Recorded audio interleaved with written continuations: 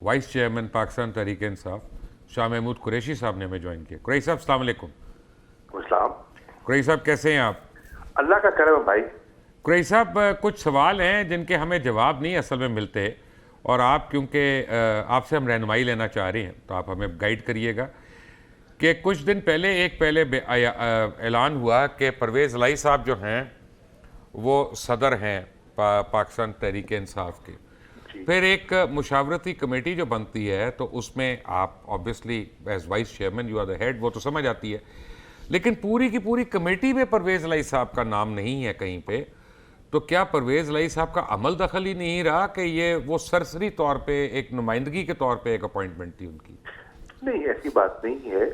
आप ये देखें कि उस कमेटी में और भी हमारे बड़े अहम और इम्पोर्टेंट लोग हैं जो पार्टी में जो जिनका कलीदी किरदार है, उनका नाम भी नहीं है।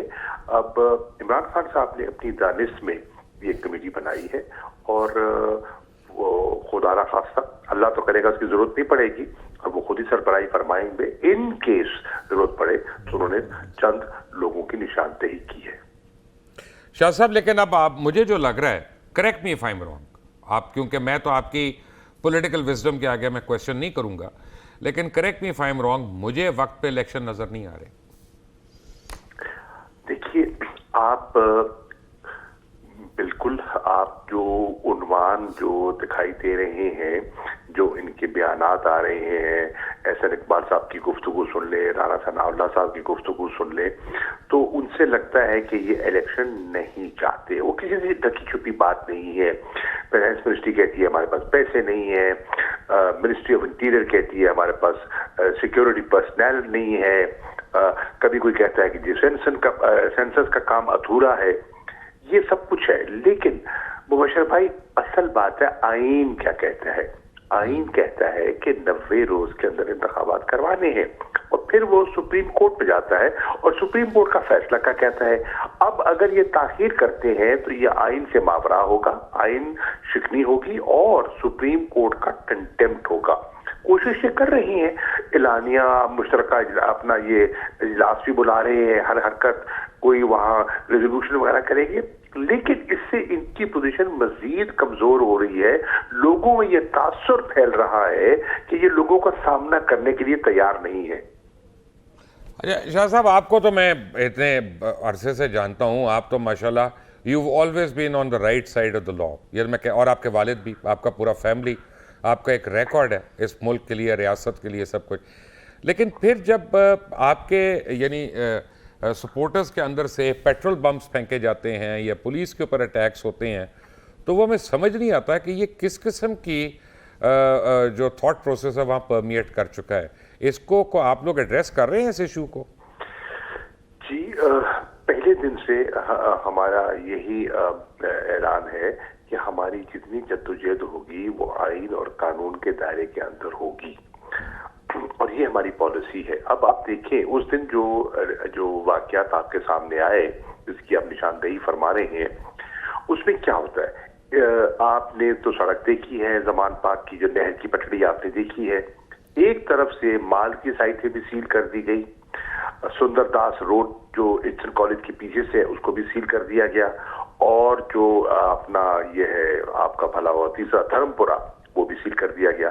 लोग वहां हजारों की तादाद में मौजूद है और आपने न सिर्फ सील कर दिया, आपने वहां चढ़ाई कर दी, टीयर गैस का इस्तेमाल कर दिया, जहरीली किस्म की गैस, लोगों का सांस बंद हो रहा है, खवातीन चीखो पुकार, वाटर कैनन। लोग क्या करते, लोग जान बचाने के लिए क्या करते, ये बात है। मैं इसको कंडोन नहीं करूंगा, मैं कभी नहीं कहूंगा। और आपने देखा कि उस दिन भी मैं बाहर आया और मैंने मीडिया से एंगेज किया और मीडिया के जरिए मैंने अपने कारकुनान से गुजारिश की कि आपने कानून को हाथ में नहीं लेना। जबर हो रहा है, जुल्म हो रहा है, ज्यादती कर रहे हैं, लेकिन फिर भी हमें उनको मौका नहीं देना। वो किसी मौके की तलाश में है और कुछ लाशें चाहते हैं इलेक्शन की ताखीर में, और आपने इस ट्रैप से बचना है। और यही जो डीआईजी ऑपरेशन इस्लामाबाद से तशरीफ ले गए थे, मेरा उनसे जो मकालमा था वो यही था कि सीज फायर, और मैं भी मैनेज करता हूं और हम इसके एक एमिकेबल रास्ता निकालते हैं। बदकिस्मती से जब मैं उनसे इजाजत दे के अंदर गया खान साहब से बात करने, तो इन्होंने शेलिंग शुरू कर दी और घर के अंदर शेल मारने शुरू कर दिए। उससे मजीद हालात बिगड़ गए। शाह साहब, दुनिया में वर्ल्ड वॉर भी होती है तो एंड में टेबल पे बैठना पड़ता है उसको रिजॉल्व करने के लिए। अब जितने मामलात आगे निकल गए हैं, पाकिस्तान की सालमियत पे हम कह सकते हैं कि आंच आ रही है, हमारी जो सियासी मामलात हैं। तो क्या पाकिस्तान तहरीक इंसाफ अपने तमाम सियासी दुश्मनों के साथ टेबल पर बैठकर कोई ऐसा लाया अमल तय करने को तैयार है कि जिससे पाकिस्तान बच जाए? बिल्कुल, बिल्कुल।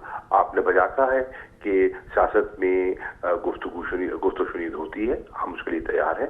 लेकिन मेरी एक गुजारिश है आपकी बात की तायीद करते हुए कि उसके लिए हुकूमत वक्त को एक इनेबलिंग एनवायरनमेंट क्रिएट करनी होती है, CBMs करने होते हैं। एक तरफ आप देखें पकड़ दकड़ शुरू है, आप देखें ना हसन न्याजी के साथ क्या हुआ।